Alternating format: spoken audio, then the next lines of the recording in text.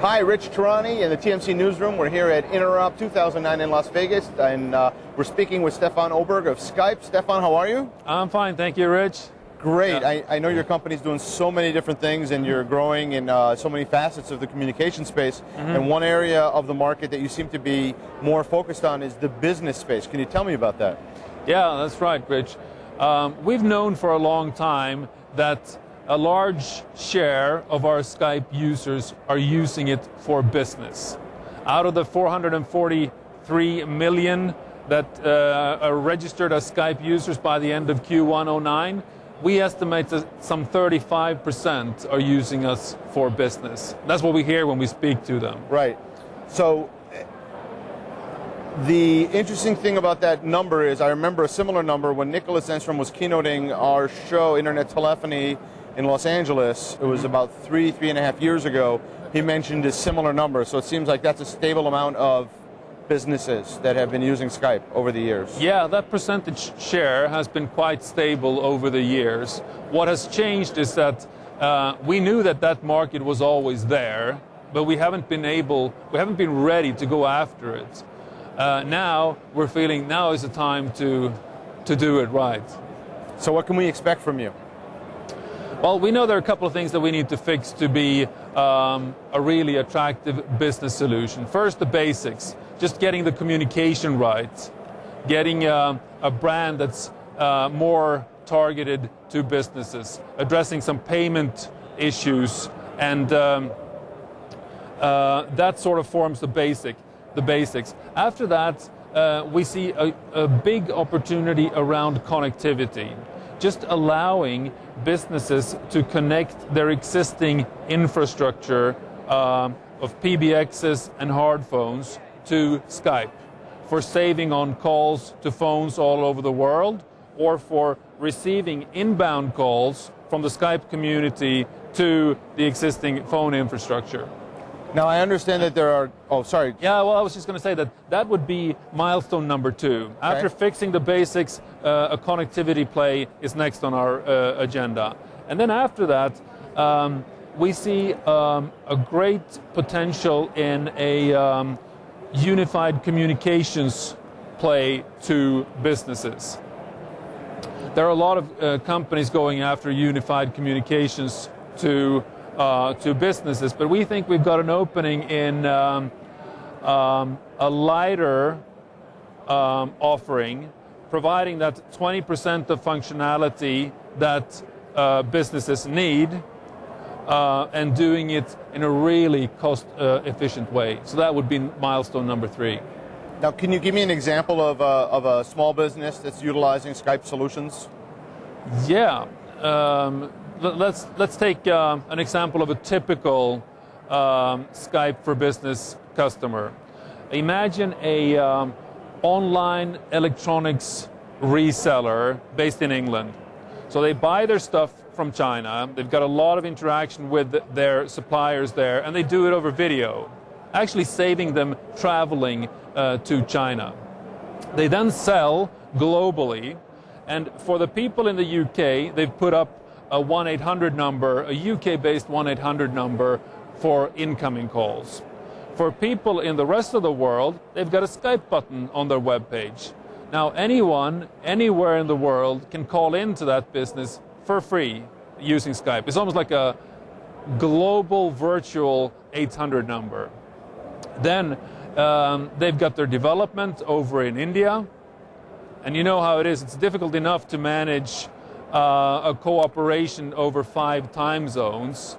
And then if you add to that developers often work very odd hours, it becomes very difficult to keep in touch. Well, with Skype Presence, you know if the developer is there to take the call, and when you call them, you do it for free. That would be one example of a business using Skype. That's great. Now, I know we have some interesting news about your company because there's been an announcement that it's going to go public, and you're in the quiet period right now, correct? That's correct, yeah. So you can't talk about it much. Are there any things that you can tell the market about what's going to happen with your company at all? I mean, what things can you share with us is maybe how I should ask. Well, I think I can only repeat what's already been said, that eBay has announced that they want to spin off Skype as a separate entity, and they've indicated a timing for that of first half of 2010, I think it was said. So that's all I can share, actually. It's extremely exciting. Yeah. The IPO market is not what it used to be way back when we were in the dot-com boom, so it's kind of interesting to hear new IPOs being rolled out. But I know your company's been doing pretty well. Yeah, we're doing really well. We've been profitable now for quite some time, and we're taking in a lot of customers, and we're expanding into new areas. We just talked about Skype for Business, and another important and very interesting area is what we're doing in the mobile space. Just a while ago we announced Skype for iPhone, and shortly we will launch Skype for BlackBerry.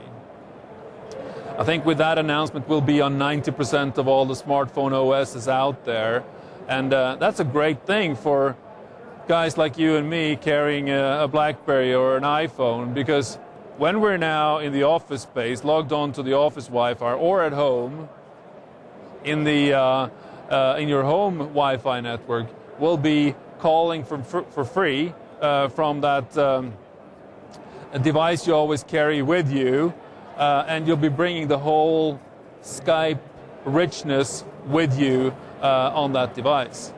Well, also the instant messaging client is so ubiquitous right now that even on the iPhone where you're not able to use VoIP on 3G, I found that it was pretty beneficial to have presence information available to me. Yeah. And text messaging available to me. Absolutely. So. Yeah, as we were talking about before, that presence is a great productivity booster for any company working across time zones. And IMing, we find it's just a much more efficient way to keep in touch rather than emailing. In many ways it is. It's interesting for me when Presence first started coming out in the 2001-2 time frame, and I started using it. It's interesting that it was probably more valuable for me at that time. Now it's funny. I'm always connected. Okay. I'm always online. Other than right now, I am always online. So it's kind of funny that my presence is. So people now know that Rich Tehrani is always connected. Send me something, I'll get it in real time. Sleep? Come on. In this business? So that's good. It's great. What can you tell us about some future things that the market can expect from you? You know, I don't think I can reveal much of the future, just because of the reasons that you just mentioned, that we're in a quiet period. I can say, though, that there will be a lot happening in the business area. And let me just repeat some of the things we've already talked about in other instances. We will be bringing out a channel partner program for business. Oh, great. Yeah. We will be bringing out a premium support for business. Great. It's all part of completing the package for businesses. And we didn't talk about Asterisk, right? Did we talk about Asterisk or SIP? We didn't.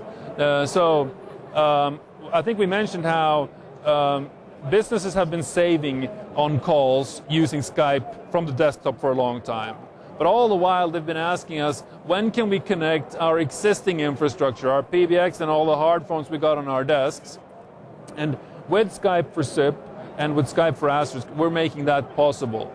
So if you've got a SIP-enabled PBX, you can connect that to Skype, and you can save on calls to phones all over the world. If you're a smaller business and you don't have a PBX, but you're about to get one, well, the Asterisk is a fantastic alternative.